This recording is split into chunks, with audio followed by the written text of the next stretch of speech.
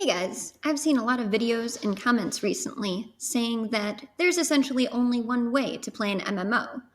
And I'm wondering, do you guys think there's only one way to play Guild Wars 2? Is there a right way? Is there a more enjoyable way? Is there better content to watch than other content? I'm going to share what I think and post some clips from other videos. And then I'd love for you guys to tell me what you think. So, is there a right way to play Guild Wars 2? Let's find out.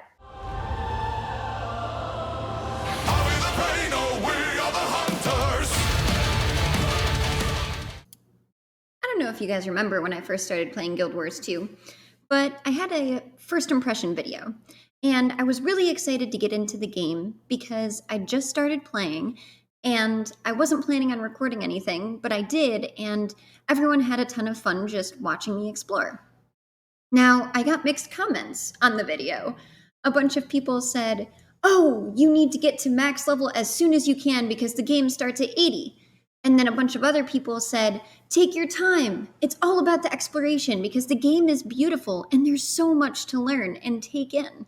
And then I had other people that said, "You're just in the honeymoon phase, and once you get to 80, you'll hit a wall and realize there's nothing to do after story, and you'll quit." What are your guys' experiences? Because mine is probably going to be like this. So I get it. I get constantly needing that cookie of a new item dangling in front of me to move forward. I understand that drive. And it definitely took a different mindset. It's like, in WoW, I would log in and, I got to do my dailies or I'm going to get behind everybody, stuff like that. Guild Wars 2, it's like I could log in and I can do whatever I want. And gear is not the thing. So it's like, I can play for fun. Playing for fun? No way. So am I doing it right?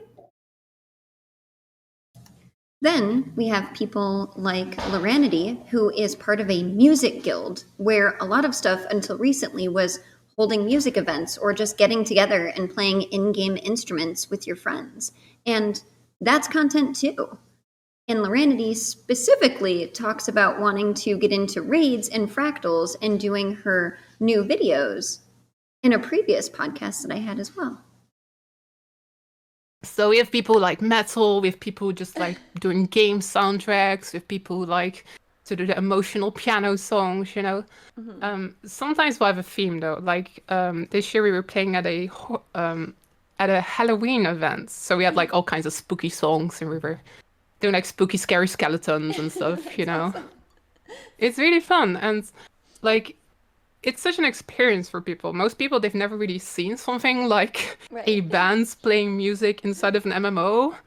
So you're just like playing and there's always like people showing up and they're like being mind blown that people are playing this song. It's really fun. It's such a blast. Huh.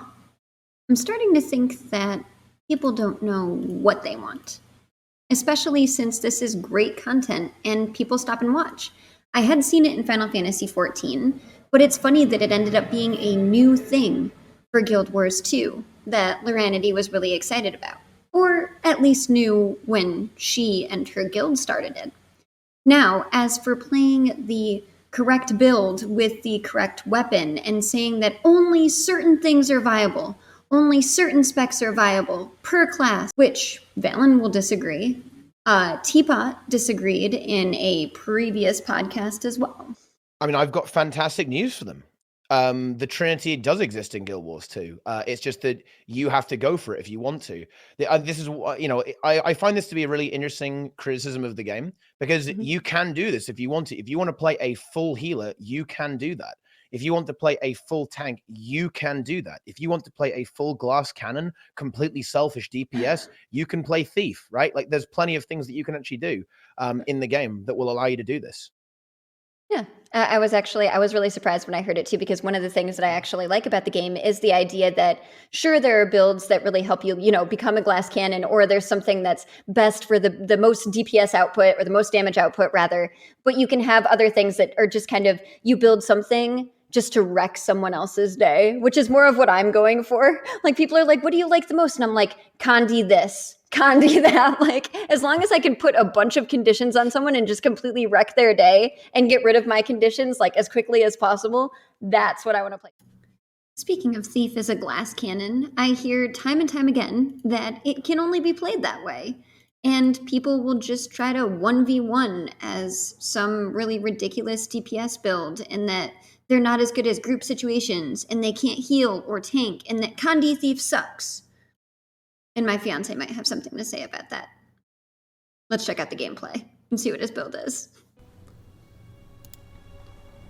So the goal of my off-color Thief build is more or less to play everything around Pulmonary Impact from the Daredevil line. That's how it started, at least, but Daredevil is kind of tanky by itself. So I picked up everything that gives me as many buffs as possible, as many interrupts as possible, and power, concentration, and expertise to make any vulnerabilities that I inflict last longer, any boons that I grant to myself or my allies last longer, and then of course just the power and toughness to help me survive, as Scorpion Wire and Bandit's Defense pretty much require me to be taking hits or be very, very close to the enemy. Daredevil also helps reduce the damage with that, so it basically makes me a tank thief. Now you'll notice in this build, Steal interrupts. The stolen abilities can interrupt. Infiltrator's Strike will root people to the ground. Pistol Whip interrupts. Headshot interrupts. Scorpion Wire interrupts. Pitfall interrupts. Bandit's Defense interrupts. Everything is an interrupt. I also use pack runes to increase boon duration and give more boons to my allies. And on this build, you'll see I am using Celerity sigils, but I will be changing those to Rending and Ruthlessness to inflict more vulnerability and also increase more boon creation for myself.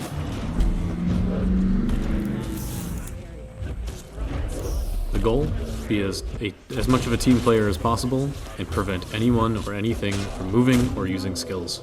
It works. That's so intricate. Here's how I talk about playing my favorite dual dagger, almost fresh air build that I came up with by myself and didn't even know it was an actual build.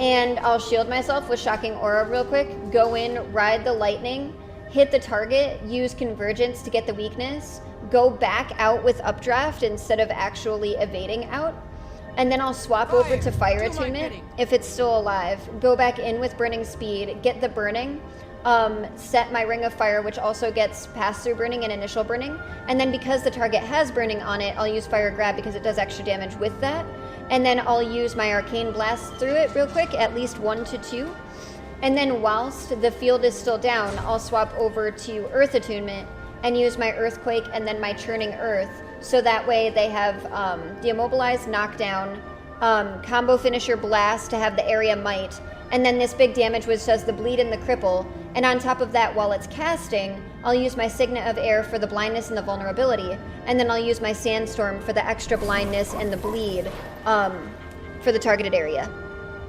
But even though I'm excited for you guys to see me enjoy the game and choose my order and get to 80 and do Living World and Icebrood Saga and all of the stuff for Pathfinder and Heart of Thorns, honestly, my favorite part of the game right now is exploration and lore. And you can see an example from stream here. To awaken in our time. Its previous awakening is the only one still known to history. Dwarven texts tell of great destroyers, now believed to be a reference to Primordus and his army. Primordus rules over fire. As of this writing, his minions known as destroyers plague the wetlands in the southwest of Tyria. Jormag and his army arose in the far Shiver Peaks. I love that name. Even in sleep, their influence could be felt, as seen in the Norrøn legend of Jorah and Svanir. Jormag has the power of ice that creeps and consumes the world around it. Those corrupted by him became Icebrood, casting aside their own will to survive their master. Death, Zaitin. Is that how you pronounce it, Zaitin? Spoilers redacted. I'm having so much fun. Zaitin's awakening caused the once lost island nation of Or to rise from the sea, flooding many coastal lands in the process. Eddie, be quiet, I'm trying to read. More accurately, a master of undeath, Zayton has the ability to convert corpses into minions with his very breath. That's cool. Crystal, Calcatoric. Either way, with so many different things you can do and so many different things that you can enjoy in Guild Wars 2, if you haven't picked it up, I highly recommend it. The base game is free. Do it. And if you have played Guild Wars 2, do you feel the same way? Or do you feel like there's a specific thing that content creators should be focusing on? Or do you think content creators' content should be streamlined? If you start raiding, should you only stick to raiding? If you've always streamed fractals, should you only do fractals? If you start the story on one character, is it not okay for you to get distracted and play other ones? Honestly, like I've said before, I'm very passionate, which is why I have multiple playlists, and my content is all over the place right now.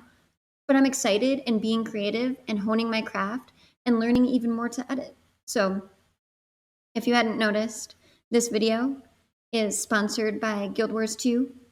I'm officially an ArenaNet partner, and you can check my links down below. Download the game, play it for yourself. It helps support me and the content. And if you're not into that, I have new merch too. Tale and Song for my own game studio. And I'll have links to that in the description below as well. And we're also now on Amazon. Thank you so much, guys. I can't wait to hear your feedback. Special thanks to Skar Productions again for all of the music that I'm using in the video. It's his covers. Check him out. I'll have a link in the description for him as well. Special thanks to Mighty Teapot, Laranity, Mukluk, everyone that I've had on the podcast so far. Special thanks to Chalk for showing off his build. And special thanks to my awesome community and my patrons. Thank you so much, guys. I'll see you around.